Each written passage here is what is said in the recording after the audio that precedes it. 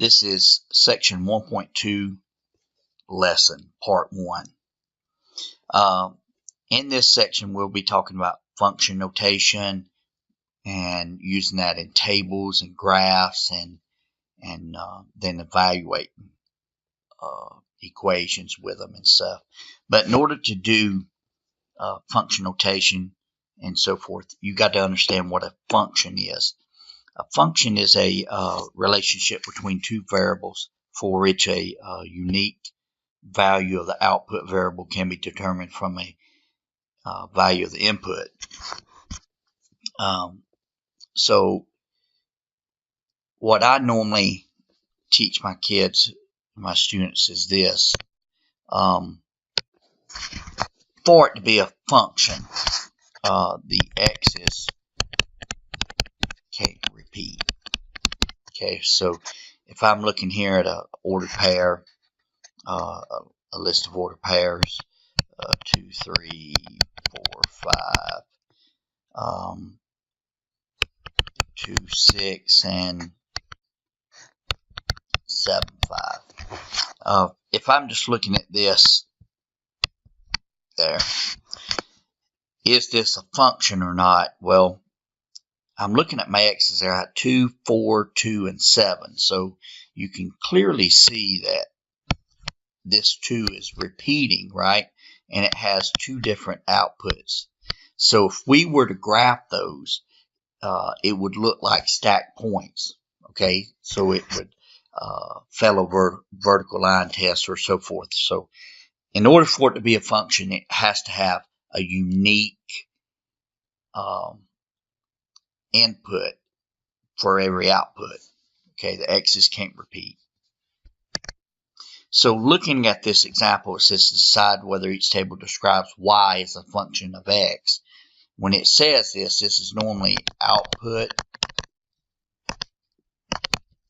then input, right?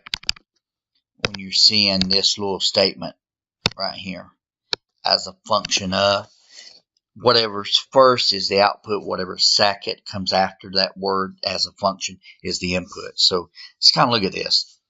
Is a function? Is y a function of x? Okay, is the output a function of the input? I have 3.5, 2, 2.5, 3.5. All right, so you can clearly see right here that 3.5 is repeating. 2.5 also repeated, which would make it not a function. And 2.5 repeated 3 times. So this would not be a function. But it only has to fail at one time. So we could have stopped on this particular example right here where it had this. Okay. Now looking at B, -3, -2, -1, 0, 1, 2, and 3. None of my x's are repeating. So yes, this is a function. X has exactly one value of y associated with it. So that's going to be helpful when we do our homework, okay? All right. Now let's look at a graph. Which input is the variable and which is the output? The input is D, right? Input is D. And output is A, altitude, right? So what is the elevation at mile 20? So if we go up here and then we go over, we see that it is at 200, right? Now, at what distances is the elevation 150? Well, I'm going to tell you, this goes up by 50. I draw a horizontal line, but I'm going to show you something, and every time that it touches is an answer. So we're talking about, if that goes, that's 6, so that's 5, maybe 5.5. So 5.5, 10.8 maybe.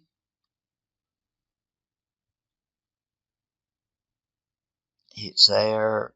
So that's 11 minus 12, 12.4,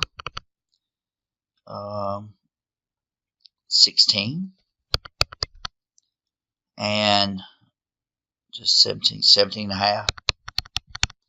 So that's what the ones that I chose. So we're going to compare that to what they say the answers are anyway. All right. Let me change my highlighter to blue. What are the maximum and minimum values of A, and when do these occur? Well, the maximum happens to be right here, and it occurs when A is 0, right? So it's 300 when A is 0. And the minimum occurs right here, which is at A is, well, occurs when D is 15, but what is the answer for A? And I'm going to say about 90. I mean, how else to tell you? That's to estimate that, I'd say it's about 90 for an output. The runners passed the Los Angeles Coliseum at 4.2 miles into the race. What is the elevation there? Well, I'd say that, let me change to here. I'd say that is right in there. At 4.2, I'd say it's about, if that's 150, that I'm saying about 170. Okay. All right. So I did all this to kind of help you on your homework to also understand. Let's kind of look at my answers compared to theirs. I put 200. They put 210. I put 5.5, they put 5, 10.8, 11, 12.4, 12, 16, and then 17.5. So I was off just a little bit right in there. But do understand that there's tolerances, okay, on the problem. Now, I know you're probably going to be panicking. What happens? We can do them over and over when it comes to homework, but what happens when a test? Well, I'll review your test, okay, to make sure that things like this are that you're giving back credit for things that you have to estimate on, okay? And then, of course, 70 right there, 170, and they said 165.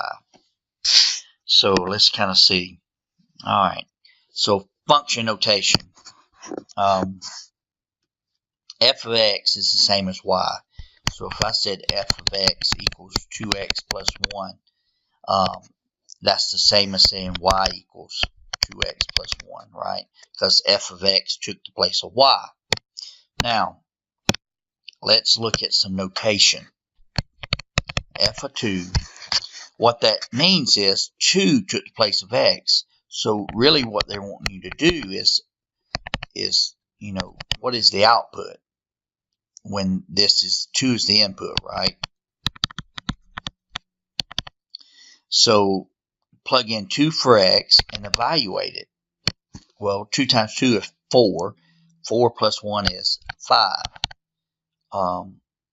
So f of 2 equals 5. Now, on the flip side of that, here's what you got to understand.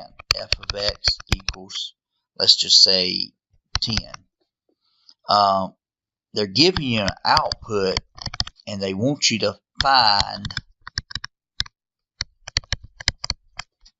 the input, the x, okay? So, basically, if I just done this, that would be 2x plus 1 equals to 10, right? And we know that x would equal 9/2 on that. But so that's the two ways that they're going to give you. Okay, they're going to give you f of 2. Let me highlight this so you can see it. They'll give you something like this, or they'll give you something that looks like this. And there's two different askings of questions when they're doing this. The first is when they're asking for a basically for, here's an input, find me the output. And then the second is actually they're giving you an output and asking for the input. Now, here's your checkpoint. F of 25 and F of 50. So when X is 25, what is the output? And you can see that it's 146. And then F of 50, here we go. And we can see that 50 is 127. Now, let's look at this one. Find the value of A for which F of A equals 135. So I'm looking on my outputs. I see that I got 135 here. Now, do I have it again? I don't. So my answer is A equals 40. Okay, so that's kind of how they're doing that. All right, so this concludes part of the lesson for 1.2.